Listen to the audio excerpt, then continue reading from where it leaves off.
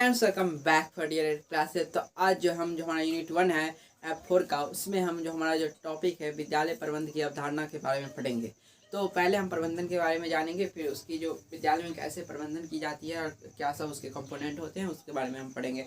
तो चलिए शुरू करते हैं। हमारा जो टॉपिक है विद्यालय प्रबंधन की अवधारणा में, प्रबंधन एक सामान्य अवधारणा है जिसकी आवश्यकता लगभग हर व्यक्ति को हर एक कार्य में या प्रत्येक कार्य में पड़ती है। क्या है? एक ऐसी अवधारणा है जिस जो व्यक्ति के हर जो है ना हर एक कार्य में इसकी आवश्यकता कहाँ पड़ती है। कोई भी कार्य जो व्यक्ति करता है उसमें क्या प्रबंधन की आवश्यकता पड़ती है।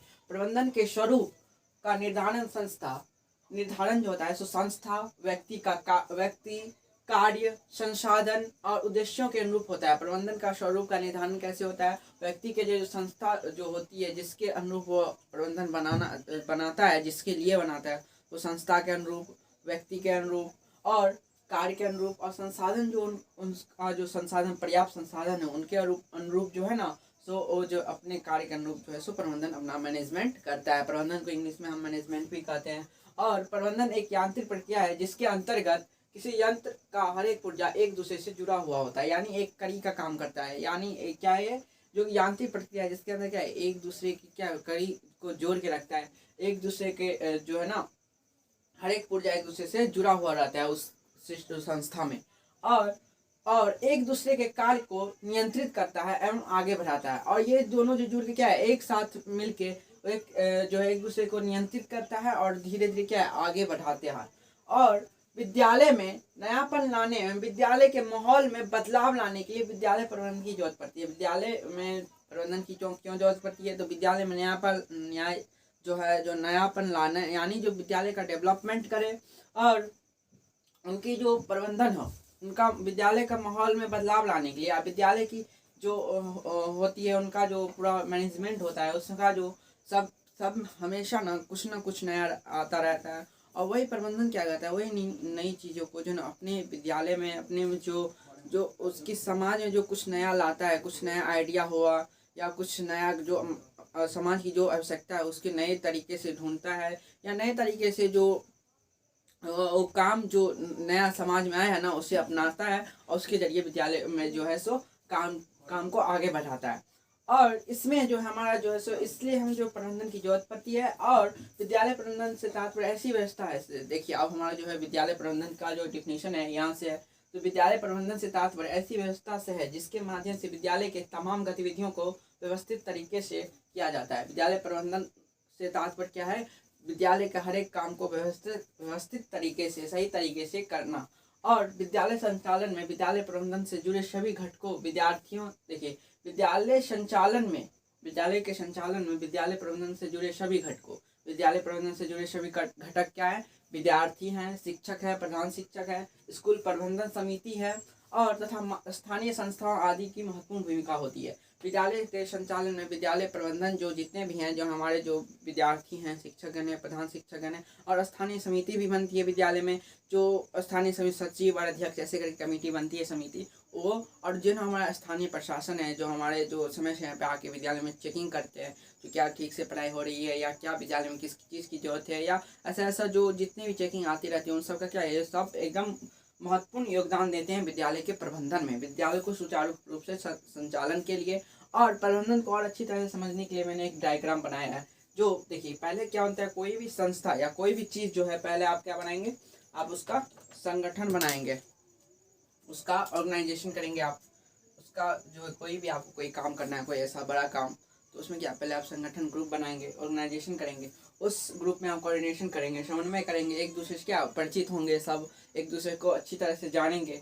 फिर अपना जो ग्रुप बनेगा जिस चीज़ के लिए, उसका क्या एक स्ट्रक्चर बनेगा, एक संरचनात्मक भूमिका, या कोई अगर बिल्डिंग ही बना रहे हो, कोई एक बड़ा काम करे तो उनका जो कोई आप रोल देते हो ना, ये अगर बिल्डिंग बना रहे हो तो ऐसे बिल्डिंग बनेगा, नक्शा कहीं पे जो है कोऑर्डिनेशन बनना के बाद जो वहाँ पे मीटिंग होती है, मीटिंग में क्या है तब स्ट्रक्चर रोल जो है सो जो एक बड़ा काम करने जा रहे हो उससे छोटा काम करके वो लोग अपना क्या है एक एग्जाम्पल देता है, जो ऐसा काम होगा, ऐसा बिल्डिंग बनेगा, या ऐसा स्कूल रहेगा तो ऐसा इसमें सब शिक्षक रहेंगे, ये सब इंस्ट्रूमेंट सब रहेगा जिसमें बच्चे की पढ़ने में क्या सहायता मिलेगी। तो इसमें स्ट्रक्चर रोल होता है। फिर स्ट्रक्चर रोल से क्या होता है, योजना निर्माण होता है और प्लानिंग होता है।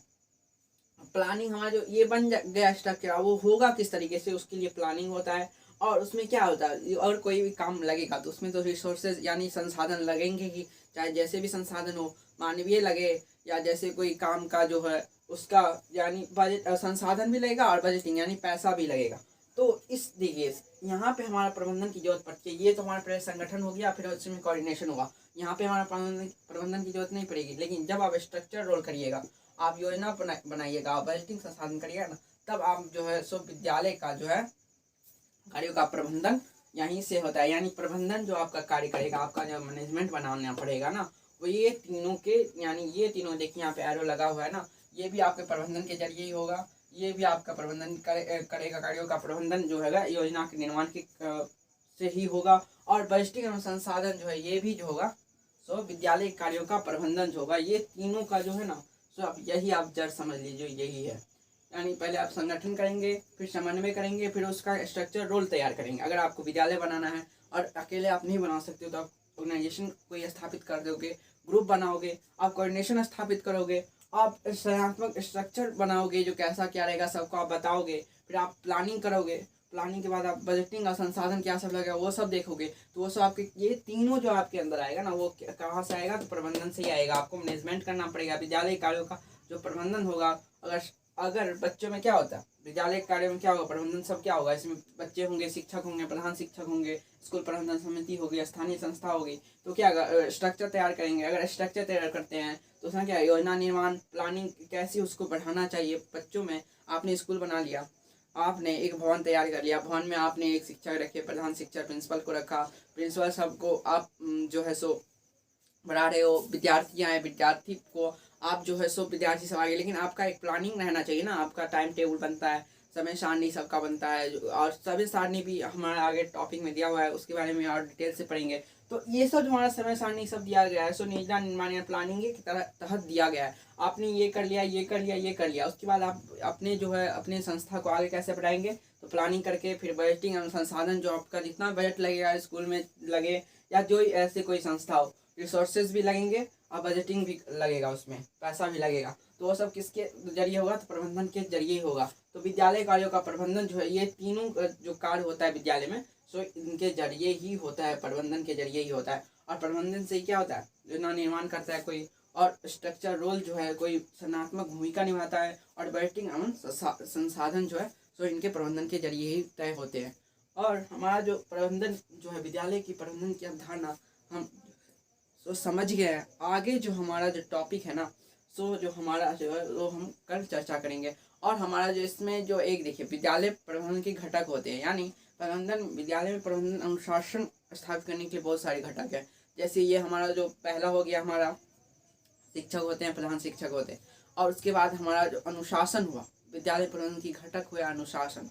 जिस विद्यालय में अगर प्रबंधन के कंपोनेंट्स मैनेजमेंट क्या, पहले अनुशासन है, फिर बाल संसद आते हैं, मीना मंच आते हैं, और ऐसे करके बहुत सारे जो हमारे कंपोनेंट है ना उस पर हम कल चर्चा करेंगे। और इस सब के बारे में डिटेल से पढ़ना है, अनुशासन क्या हुआ, और हमारे जो बाल संसद, मीना मंच, बहुत सारे और ऐसे कंपोनेंट हैं, 3 या 4 हैं, 4 या 5 है। इसके बारे में अगले वीडियो में हम चर्चा करेंगे। अगर आपको वीडियो अच्छा लगा तो लाइक कर दीजिएगा, कमेंट कर दीजिएगा, और ये वीडियो को शेयर कीजिएगा। Bye, stay tuned.